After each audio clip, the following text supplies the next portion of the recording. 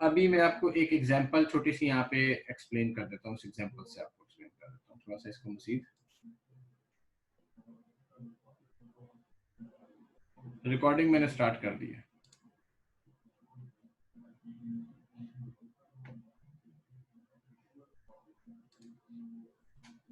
सलमान, आपका क्वेश्चन? जी जी सर, ये normal tax regime और फिक्स टैक्स रिजीम में क्या फर्क है? देखिए, नॉर्मल टैक्स रिजीम में और फिक्स टैक्स रिजीम और फाइनल, नॉर्मल टैक्स रिजीम के अंदर जब आपको टैक्स लगता है ना, तो उसमें कुछ एग्जेम्प्ट इनकम होती है, कुछ एक्सपेंसेस आपको अलाउ होते हैं, आपको कुछ डिडक्शंस मिलती हैं और टैक्स क्रेडिट्स मिलते हैं, ठीक है। जी सर। तो जबकि फिक्स टैक्स रिजीम और फाइनल टैक्स रिजीम के अंदर आपको कोई डिडक्शंस या क्रेडिट्स नहीं मिलते, ग्रॉस इनकम के ऊपर टैक्स लगता है।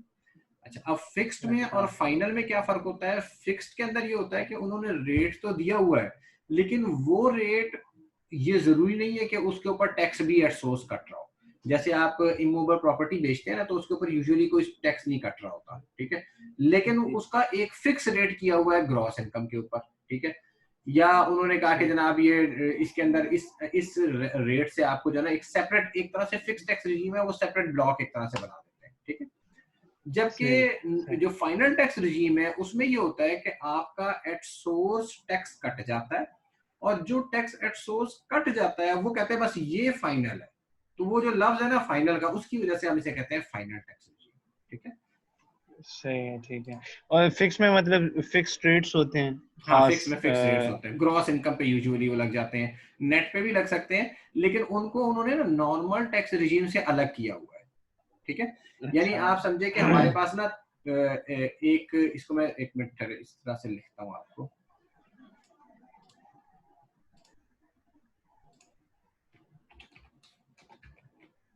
मैं ये भी आपको दोबारा हैंड रेज कीजिएगा अगर ना समझ में आए, मैं अभी डाउन कर ठीक है ठीक है, कोई मसला नहीं। अच्छा, difference between NTR, fixed and FTR, ठीक है।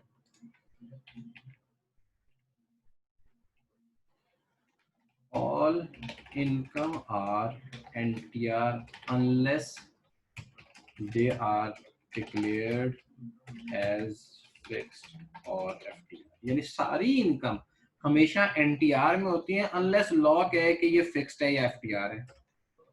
Fix tax regime income are those for which law prescribe a separate rate other than NTR rate, ठीक है। और एनटीआर रेट क्या होता है? एनटीआर रेट होता है जैसे सैलरी के ऊपर एक रेट है, वो एनटीआर रेट है, ठीक है। नॉन सैलरीड पर्सन का एक रेट है, वो एनटीआर का रेट है। तो जो डिवीजन 1 के अंदर एनटीआर रेट को आप कह सकते हैं, जो rate division 1 part 1 first schedule में दिया गया है, जिसके ऊपर ये डिवीजन 1 पार्ट 1 फर्स्ट शेड्यूल का रेट अप्लाई होगा, वो एनटीआर कहलाएगा। जिसको कोई रेट बताए गए हैं इस डिवीजन के अलावा वो फिक्स टैक्स रिजीम में है, जैसे प्रॉपर्टी इनकम को उन्होंने अलग कर दिया या इमूवेबल प्रॉपर्टी की इनकम को अलग कर दिया। Final tax regime income are those where tax is deductible और deducted and law prescribes that such tax deducted at source is final tax and they do not have to pay more tax। ये 3 किस्म की income है। अब इनमें से कौन सी एनटीआर में है, कौन सी एफटीआर में, इसकी एग्जांपल्स मैं आपको पिछली स्लाइड पे दे चुका हूं कि property income fix tax regime के अंदर है, सैलरी और बिजनेस इनकम वगैरह जनरली नॉर्मल टैक्स रिजीम में आते हैं। फाइनल टैक्स रिजीम में आपके पास 3-4 किस्म की मेजर इनकम है, dividend, profit on debt, price bond और export. Dividend, profit on debt, price bond और एक्सपोर्ट, और आपके एग्जाम में जनरली इन्हीं के बारे में बात आती है, ठीक है। फिर मैंने आपको बता दिया कि आपके एग्जाम में सवाल कैसे आता है, वो आपको नॉर्मल इनकम बता देगा, साथ आपने साथ आपको FTR इनकम बता देगा। आपने FTR इनकम का कुछ नहीं करना, सिंपली आपने लिखनी है कि जनाब ये इनकम है, ये इसकी टैक्स लायबिलिटी, बस। और इस इनकम के साथ आपने कोई सलूक नहीं करना होता, कोई टैक्स क्रेडिट नहीं कैलकुलेट करना, कोई लॉसेज इसके अगेंस्ट एडजस्ट नहीं करना। सिर्फ इंफॉर्मेशन में एक ट्विस्ट ये होता है कि आपको वो इनकम बता देगा कि जनाब ये इनकम नेट ऑफ टैक्स इतनी मिली है आपको। तो अगर नेट ऑफ टैक्स इनकम आपके पास वो बताएगा तो आपने इसे वर्क बैक करके तो ग्रॉस इनकम पे चला जाना है, और ये ग्रॉस इनकम से आप मालूम कर लेंगे कि इसके ऊपर टैक्स लायबिलिटी कितनी है।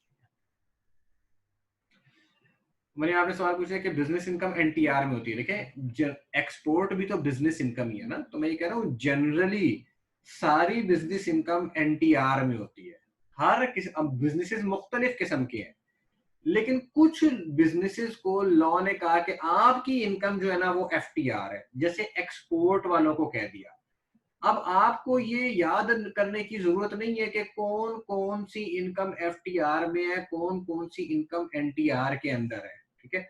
ये आपके टॉपिक्स जो है ना ये थोड़े से मॉड्यूल एफ लेवल के टॉपिक्स हैं, जहां पे आपको ये एफटीआर वाले सेक्शंस भी पढ़ने पड़ेंगे। यहाँ पर आपके एग्जाम में जो जनरली 3-4 जो एफटीआर के टॉपिक्स आते हैं वो कौन कौन से हैं वो मैंने आपको बता दिए, आज जो आपने याद रखने हैं, ठीक है, लाजमी याद रखने हैं, वो मैंने एग्जांपल्स में आपको बता दिए कि भाई ये आप याद रखें कि dividend, profit on debt, price bond, capital gain on public securities और एक्सपोर्ट, ये एफटीआर के अंदर है, ये फाइनल टैक्स रिजीम में है, ठीक है।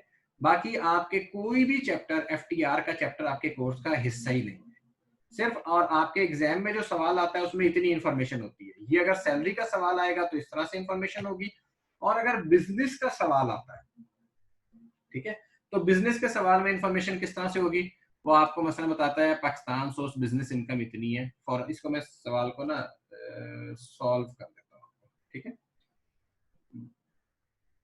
एक मिनट में थोड़े से एक सवाल आपको पहले मैंने कराया था, 12 लाख, 8 लाख, 20 लाख और 1 लाख, इस इंफॉर्मेशन को मैं यूज करूँ। मसलन आपकी पाकिस्तान सोर्स इनकम है 12 लाख, आपकी फॉरेन सोर्स इनकम है 8 लाख रुपए, और आपके पास डिविडेंड इनकम भी है 1 लाख, ठीक है। तो आपने क्या करना है, आपकी टोटल इनकम एनटीआर की कितनी है, 2 मिलियन, ठीक है। उसके ऊपर टैक्स लायबिलिटी कितनी है, 1,90,000 रुपए। फॉरेन टैक्स क्रेडिट आप क्लेम कैलकुलेट करेंगे, और फॉरेन टैक्स क्रेडिट कैसे कैलकुलेट होता है, फॉरेन टैक्स पेड और पाकिस्तान टैक्स पेबल, ठीक है। से आपको मैंने बताया था फॉरेन टैक्स पेड से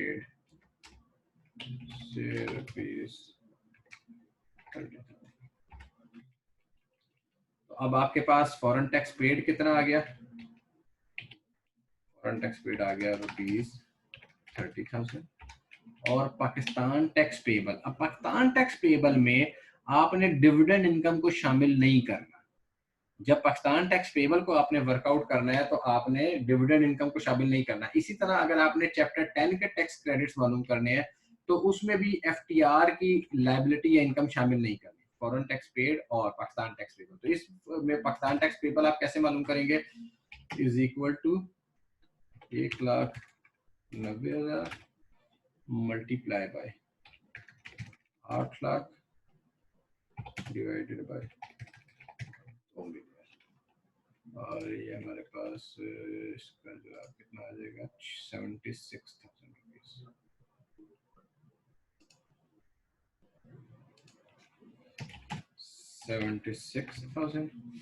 तो whichever is less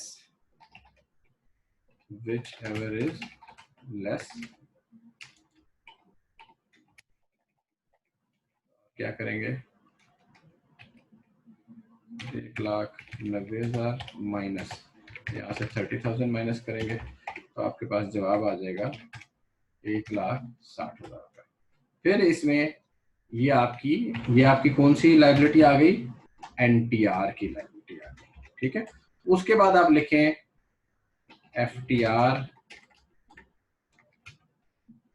और एफटीआर के अंदर आप लिख देंगे जनाब यहाँ आपके पास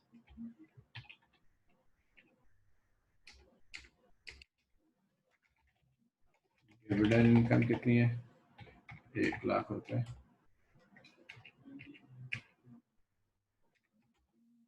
tax liability rate of 15% rate होता है डिविडेंड के ऊपर 15,000 रुपए। तो आपके पास 15,000 रुपए की FDR। इस तरह से आपने सवाल को सॉल्व करना है।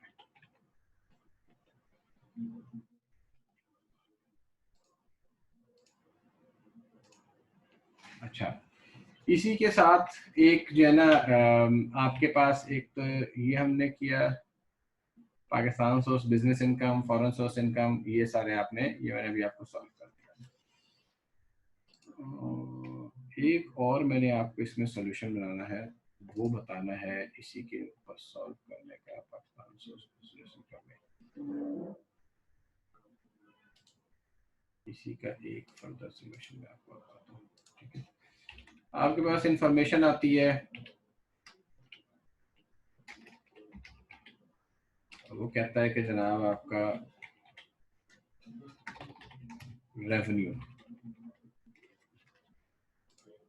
रेवेन्यू आपके पास इंफॉर्मेशन देता है से 2 मिलियन की, एक्सपेंसेस वो आपको बताता है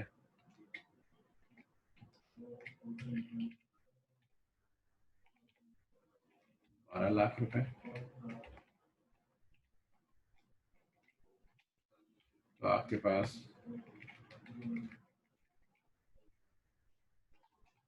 प्रॉफिट आ गया 2 लाख रुपए। फिर वो आपको कहता है डिविडेंड इनकम,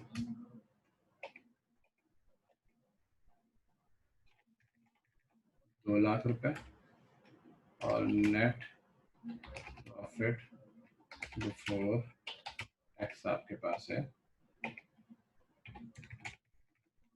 4 लाख रुपए। ठीक है, अब आपने क्या करना है इसमें, अब आपको यहाँ पर एडमिसिबल, इनएडमिसिबल डिडक्शंस वर्कआउट करनी है। ठीक है, तो आप क्या करेंगे, फर्ज किया अकाउंटिंग डेप्रिसिएशन से 40,000 की लेस एडमिसिबल डिडक्शंस से टैक्स डेप्रिसिएशन 60,000 की। यहाँ पर आपने एक और काम करना है कि आपने डिविडेंड को या FTR इनकम को यहाँ से आपने निकाल देना है। ठीक है,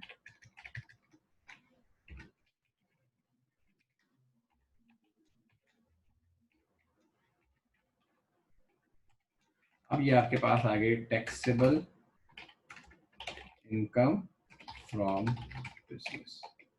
ठीक है, और ये कौन सी इनकम आएगी आपके पास, इसको हम कहेंगे कि ये हमारे पास NTR।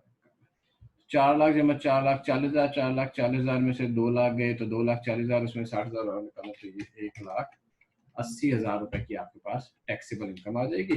फिर आप लिखेंगे सेपरेटली FTR, इसकी FTR इनकम आप सेपरेटली लिखेंगे 2 लाख रुपए। Workout tax liability on NTR and FTR separately as done on previous slide. Liability जी, क्वेश्चन पूछे सर। बिजनेस इनकम के ऊपर तो सिर्फ NTR नहीं लगता। देखें, आपके पास जब प्रॉफिट एंड लॉस गिवन है तो उसी प्रॉफिट एंड लॉस में उसने इंफॉर्मेशन दी कि आपको डिविडेंड इनकम भी आ रही है। ठीक है, प्रॉफिट एंड लॉस में तो सारी इनकम शामिल होती है ना, नॉर्मल इनकम भी शामिल होगी, इनकम फ्रॉम अदर सोर्सेज भी शामिल होगी। तो आपने क्या करना है, आपने उसमें से FTR इनकम को, आपको याद है पहले जब हमने पढ़ा था तो मैंने आपको बताया था इनकम फ्रॉम अदर सोर्सेज को भी आपने अलग करना होता है उसमें से। ठीक है, यस सर। तो इसी तरह हम यहाँ से डिविडेंड इनकम को भी अलग करेंगे, सिर्फ और सिर्फ यहाँ पे क्या छोड़ देंगे, बिजनेस इनकम। और ये भी याद रखें, ये आपके कोर्स में नहीं है लेकिन तमाम बिजनेस इनकम NTR नहीं होती। कुछ बिजनेस इनकम एफटीआर भी होती हैं, दो they are not yet part of your course, वो आप फ्यूचर में जाके पढ़ेंगे। फिलहाल आप बिजनेस इनकम एनटीआर ही में रखें। ठीक है, सही ठीक से। है, यहाँ तक बात जी क्लियर है सर। सबको? ओके।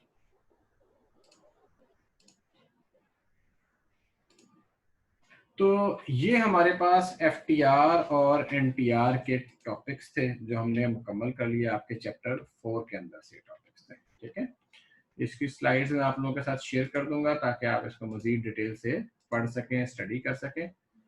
और मैं आपको बताता हूँ अगला टॉपिक।